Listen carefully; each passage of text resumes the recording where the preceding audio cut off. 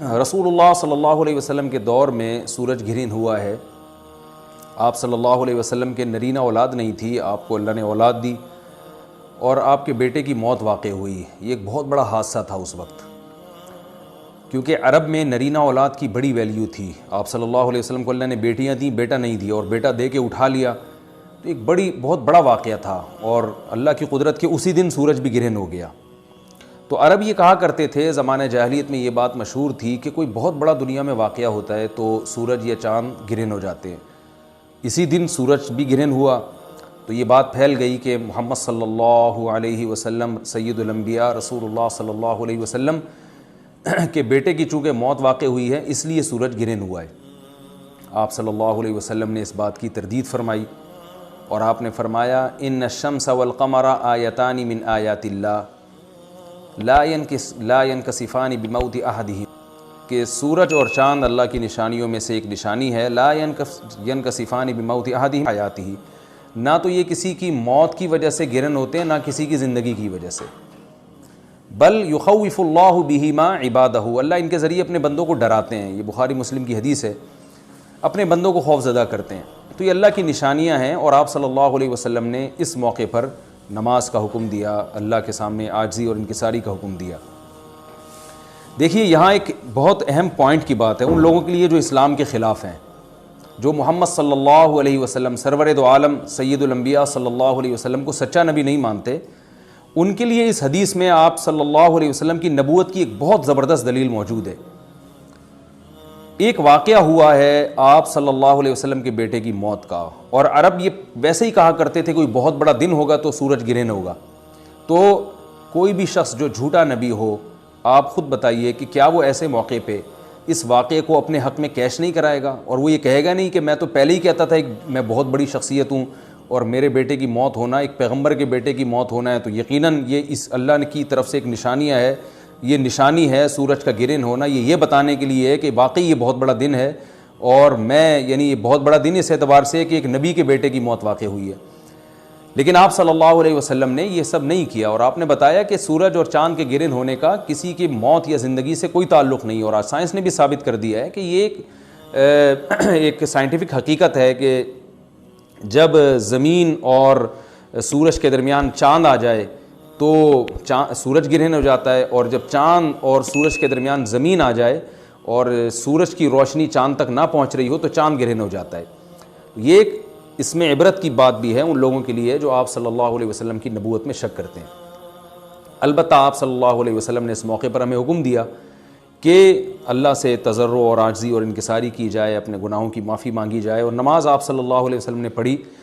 اس پہ بھی بعض لوگ اشکال کرتے ہیں کہ یہ جب ایک نیچرل پروسیس ہے تو اس میں اتنا گھبرانے کی، کیونکہ حدیث میں آتا ہے آپ صلی اللہ علیہ وسلم بہت گھبرائے، تو اس میں گھبرانے کی کیا بات ہے؟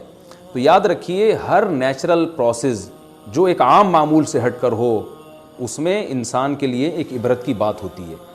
ہم دیکھتے ہیں رسول اللہ صلی اللہ علیہ وسلم کے دور میں جب تیز ہوا چلتی تھی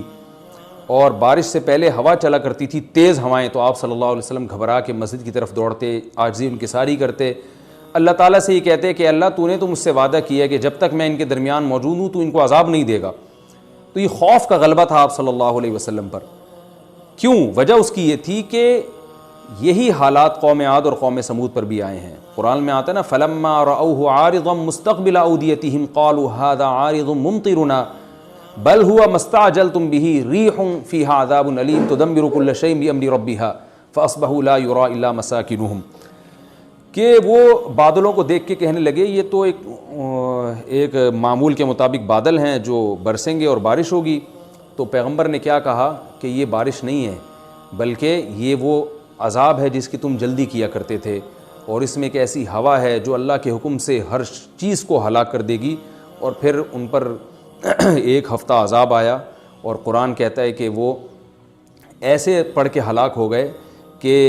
فَتَرَ الْقَوْمَ فِيهَا صَرْعَىٰ كَأَنَّهُمْ أَعْجَازُ نَخْلٍ خَاوِيَةٍ، اے مخاطب اگر تو ان کو دیکھتا تو ایسے لگتا کھجور کے تنے ہیں جو اوندھے پڑے ہوئے ہیں، تو ایسے ہوا نے ان کو تہس نہس کر دیا۔ تو یہ عام معمول سے ہٹ کے جب بھی اس کائنات میں کوئی تغیر آتا ہے تو وہ اللہ کی نشانیوں میں سے ایک سائنٹیفک حقیقت بھی ہے، اس کی ایک لاجک بھی ہے، لیکن اس کے ساتھ ساتھ اللہ کی نشانیوں میں سے ایک نشانی بھی ہے۔ اور ایسی نشانی ہے جس سے ہمیں ڈرنا چاہیے کہ اللہ تعالیٰ کو اختیار ہے، وہ جب چاہے سورج کی روشنی چھین لے، چاہے کسی بھی طرح سے چھینے۔ اور یہ بھی ایک سائنٹیفک حقیقت ہے جو آپ صلی اللہ علیہ وسلم کی نبوت پر جس نے ایک مہر لگا دی ہے کہ سورج اور چاند کا گرہن ہونا، اگرچہ اس کی ایک لاجک ہے کہ چاند سورج کے سامنے آ جائے تو سورج گرہن ہو جاتا ہے، لیکن اس بارے میں جو ہماری تحقیق ہے، جو سائنسدان کہتے ہیں کہ یہ وقت یعنی خطرے کا وقت ہوتا ہے، سورج سے ایسی خطرناک ریز نکلتی ہیں جو نقصان کا سبب بن سکتی ہیں، تبھی بعض حضرات سورج کی طرف دیکھنے سے بھی منع کرتے ہیں۔ اور یعنی نظام میں تھوڑی ایک عام نارمل روٹین سے ہٹ کے اس کائنات کا نظام چلتا ہے، تو اس لیے یہ اس کائنات کے لیے، زمین کے لیے ڈینجرس ہو سکتا ہے، اور جو گریوٹی اور جو کشش کا نظام ہے اس میں بھی خلل واقع ہوتا ہے۔ تو ایسا نہیں ہے کہ یہ بالکل ایک نارمل کنڈیشن ہوتی ہے اور اس کا کوئی نقصان ہی نہیں ہے، یہ بالکل غلط ہے، اس میں نقصان کا بہرحال خطرہ ہے، اور اس بات کا امکان موجود ہوتا ہے کہ قدرت انسانوں سے انتقام لے یا انسانوں کو نقصان پہنچائے۔ اور ویسے بھی جن کے دلوں میں اللہ کا خوف ہوتا ہے وہ تو ویسے ہی اللہ کے وَهُم مِّن خَشْيَتِهِ، قرآن مجید میں اللہ تعالیٰ کے ارشاد ہے کہ مشرکین بار بار یہ سوال پوچھتے تھے قیامت کب آئے گی کب آئے گی، اللہ فرماتے ہیں لیکن جو مومنین ہیں ان کو اس سے غرض نہیں ہے کہ کب آئے گی، والذین آمنوا مشفقون منها، وہ تو قیامت سے گھبراتے ہیں کہ پتہ نہیں ابھی نہ آ جائے۔ تو جس کے دل میں اللہ کا خوف ہوتا ہے اس کے زندگی گزارنے کا طریقہ کچھ اور ہوتا ہے، وہ بات بات پہ اللہ سے ڈرتا ہے، اس کو اللہ سے ڈرنے کا بہانہ چاہیے، اس کو توبہ کا بہانہ چاہیے۔ تو اس بحث میں پڑھنا کہ یہ تو ایک لاجیکلی ایک سورج کی روشنی غائب ہو جائے گی، وہ ٹھیک ہے، یہ سائنسدانوں کا شعبہ ہے کہ کیوں غائب ہو رہی ہے، ماہرین فلکیات کا شعبہ ہے، لیکن اہل ایمان کا جو کام ہے اس موقع پر، ان کا جو وظیفہ ہے وہ یہ کہیں کہ اللہ کی نشانیوں میں سے ایک نشانی ہے، اللہ اپنی قدرت دنیا میں دکھاتا ہے کہ میں یہ بھی کر سکتا ہوں چاہے کسی بھی طریقے سے کروں، تو ہمیں اس موقع پر بہرحال اللہ کے سامنے جھکنا چاہیے، اپنے گناہوں سے معافی مانگنی چاہیے، اور وہی عمل کرنا چاہیے جو رسول اللہ صلی اللہ علیہ وسلم نے ہمیں بتایا ہے۔ اور اس بارے میں جو توہمات پھیلے ہوئے ہیں اس سے بھی ہمیں اجتناب کرنا چاہیے، جیسے نبی صلی اللہ علیہ وسلم نے عربوں کے وہم کو دور کیا ہے، بھائی اس کا کسی کی موت اور زندگی سے کوئی تعلق نہیں ہے، تو اسی طرح آج کل لوگوں میں ایک سورج اور چاند گرہن ہونے کے بارے میں وہم بھی بہت ہے کہ پتہ نہیں کیا ہو جائے گا، حاملہ عورتیں نہ نکلیں، فلانا نہ کرے، اور فلانا خربوزہ نہ کھائے، اس موقع پر کسی نے تربوز کھا لیا تو یہ ہو جائے گا، الٹی الٹی باتیں پتہ نہیں کیا کیا مشہور ہیں، یہ خربوزے تربوز کی تو میں ویسے ہی مثال دے رہا ہوں۔ تو کوئی بھی چیز جب کہنی ہو تو پوری طرح سے اس کی ریسرچ کریں۔ مجھے نہیں پتا حاملہ عورت کو فائدہ ہوتا ہے نقصان ہوتا ہے سورج گرہن ہونے سے، لیکن اگر نقصان بھی ہوتا ہے تو اس کی کوئی مستند دلیل ہونی چاہیے آپ کے پاس، ایسے ہی سنی سنائی باتیں آگے نقل نہ کریں۔ تو بہرحال ہمیں جو کرنے کا کام ہے جو رسول اللہ صلی اللہ علیہ وسلم نے بتایا ہے وہ کام بخاری اور مسلم کی حدیث کے مطابق نماز ہے، انفرادی بھی ہے، جماعت سے بھی ہے، مستحب یہ ہے کہ جماعت سے نماز پڑھی جائے